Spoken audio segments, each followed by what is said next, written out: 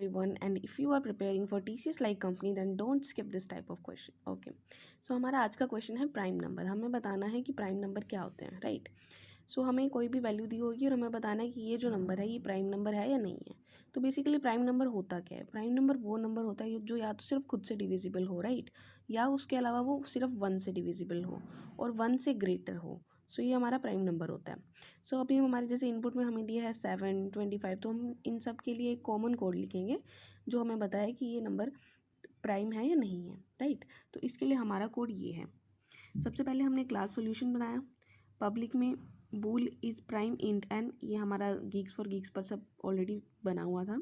हमने कोड यहाँ से लिखा, that is if N is less than or equal to 1। अगर हमारा जो गिवन नंबर है वो या तो 1 से लेस है या 1 के इक्वल है तो हमें रिटर्न फॉल्स कर दो। क्यों? बिकॉज हमने देखा है कि प्राइम नंबर वो होता है जो 1 से ग्रेटर हो, 1 के इक्वल नहीं हो, 1 से लेस नहीं हो, राइट। तो हमने हमारी फर्स्ट कंडीशन लिख दी। फिर सेकंड कंडीशन है कि हमने फॉर लूप चलाया, क्योंकि नंबर 1 से ग्रेटर है प्राइम।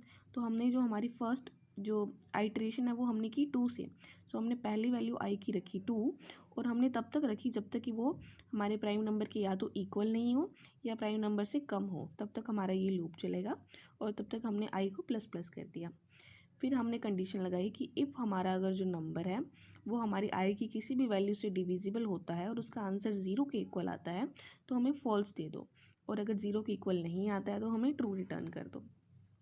क्योंकि अगर हमारा कोई भी नंबर आई से डिवाइड होता है और उसकी वैल्यू 0 के इक्वल आती है तो वो हमारा प्राइम नंबर नहीं हुआ, इसलिए हमने फॉल्स रिटर्न करवा दिया। और अगर ऐसा नहीं होता तो हमें रिटर्न ट्रू हो जाता है। इस स्टेटमेंट से हमें पता चल जाएगा कि हमारा जो गिवन नंबर है वो प्राइम है या नहीं।